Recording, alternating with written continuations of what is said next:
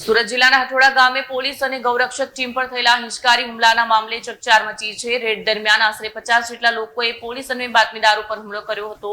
કેટલાકને ઝડપી લેવામાં આવ્યા છે। સુરત જિલ્લાના હઠોડા ગામે પોલીસ અને ગૌરક્ષક ટીમ પર થયેલા હિંસકારી હુમલાના મામલે ચકચાર મચી ગઈ છે। રેડ દરમિયાન આશરે 50 જેટલા લોકોએ પોલીસ અને બાતમીદારો પર હુમલો કર્યો હતો।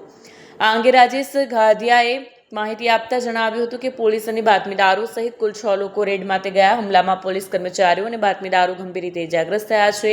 હાલ સારવાર હેઠળ છે। પોલીસે કાર્યવાહી કરતા અત્યાર સુધીમાં 22 જેટલા શંકાસ્પદ આરોપીઓને ઝડપી પાડ્યા છે।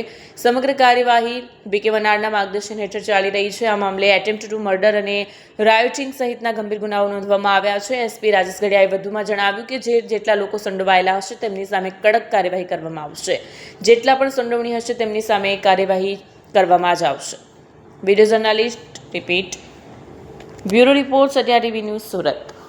કાલે રાત્રે 1:30 થી 2 વાગ્યાના ગાળામાં કોસંબા પોલીસ સ્ટેશનનું જે હથોડા ગામ છે તે હથોડા ગામ ખાતે ખેતરની અંદર ગૌ હત્યાને લગતી ઘટના બની રહી છે એ પ્રકારની માહિતી અમારા પોલીસ ઇન્સ્પેક્ટરને મળેલી।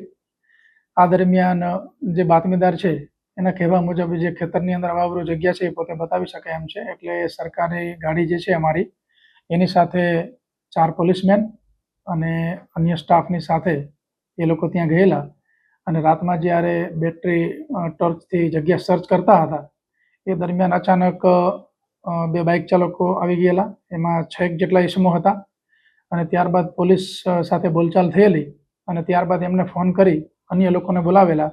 આશરે 50 લોકોનું ટોળું ત્યાં ધસી આવેલું અને પોલીસ સાથે અને અમારા જે બાતમીદાર હતા એની સાથે એ લોકોએ એસોલ્ટ કરેલો અને એસોલ્ટની અંદર એમને લાકડી, પાઇપ અને અન્ય ઘાતક હથિયારોનો ઉપયોગ કરેલો।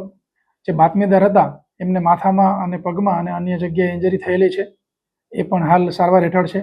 અને જે પોલીસમેન છે અમારા એમને પણ હાથ ઉપર ઇન્જરી થયેલી છે, એ પણ સારવાર હેઠળ છે। અમારા પોલીસમેનની ફરિયાદ લઈ અને એટેમ્પ્ટ ટુ મર્ડર અને રાયોટિંગનો ગુનો સરકારી નોકરિયાતને પોતાની ફરજ દરમિયાન રૂકાવટ કરવી અને ગંભીર ઈજા પહોંચાડવી આ પ્રકારનો ગુનો દાખલ કરવામાં આવેલો છે અને અમારા ડીવાયએસપી શ્રી વનાર છે એમની આગેવાની હેઠળ અમારી જે તપાસ ટીમ છે કાર્ય કરી રહી છે। આરોપીઓને પકડવામાં આવેલા છે। દરેક આરોપીઓનો આ ગુનાહિત કૃત્યની અંદર શું રોલ હતો એ પ્રકારના પુરાવા મેળવી એમને આઈડેન્ટિફાઈ કરવામાં આવી રહ્યા છે અને આ બાબતમાં સખત પગલાં લઈ અને આરોપીઓ જે છે એમને નામદાર કોર્ટમાં રજૂ કરવામાં આવશે।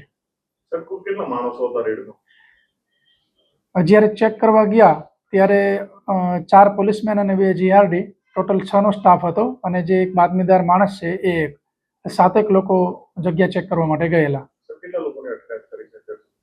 હા, એમાં આશરે 22 લોકોને અમે લાવ્યા છીએ અને દરેકનો રોલ જે છે, ફરિયાદ તો દાખલ થઈ ગયેલી છે અને ફરિયાદમાં જે નામ છે નામ મુજબના ગામમાંથી લોકોને પકડીને લાવ્યા છીએ અને એનો શું રોલ છે ડિટેલ ઇન્ટ્રોગેશન હાલમાં ચાલુ છે।